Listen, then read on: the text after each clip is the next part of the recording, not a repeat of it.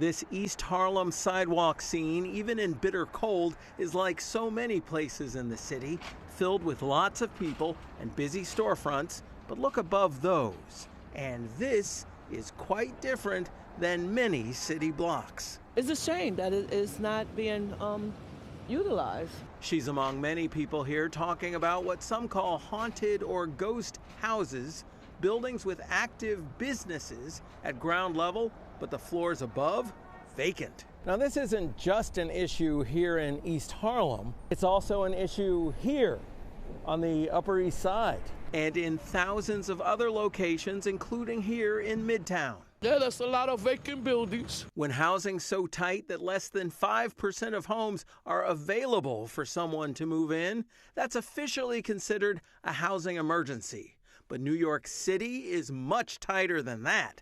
Just over 1% of homes are available. Improve that housing, control your tax liability, and not pass the cost on to your tenants. Housing Commissioner Adolfo Carrion talks about something that even Mayor Adams was able to tell us is a success despite his turmoil. They criticized me, although we broke records on housing. Record numbers of new housing units are what he and the city council achieved through the City of Yes plan they approved last December to create at least 80,000 units of new housing.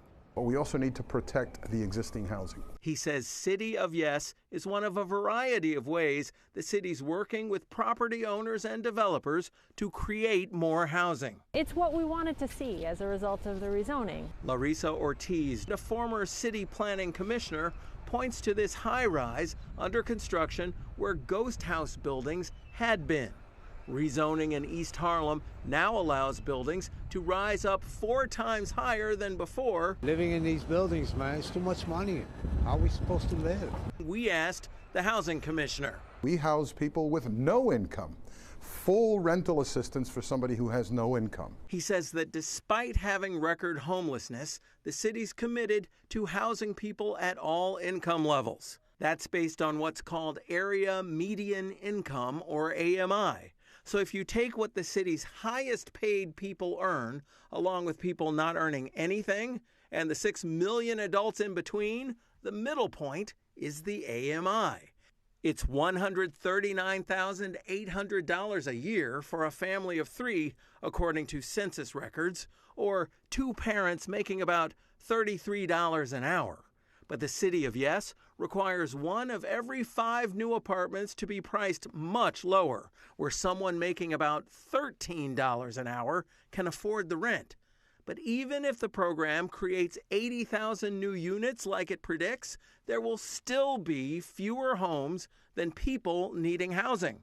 And that's where converting thousands of underused buildings could help. But here's the thing. Landlords can do what they want with their properties. Attorney Richard Roth points out that if a building owner wants to have retail on the ground floor and nothing on all the others, they can. None of the ghost house owners we contacted had a response, but the attorney, the urban planner, and housing commissioners all emphasized that more affordable housing is created with more incentives. We are going to be looking to partner with anyone who will work with us. That is key in the end, says the urban planner. Trying all options to create more homes lowers rents. More housing generally helps address that for everybody. James Ford, Pix 11 News. All right, the housing commissioner also says that the new administration in Washington could pose a challenge to keeping housing affordable, but they're working with their federal partners.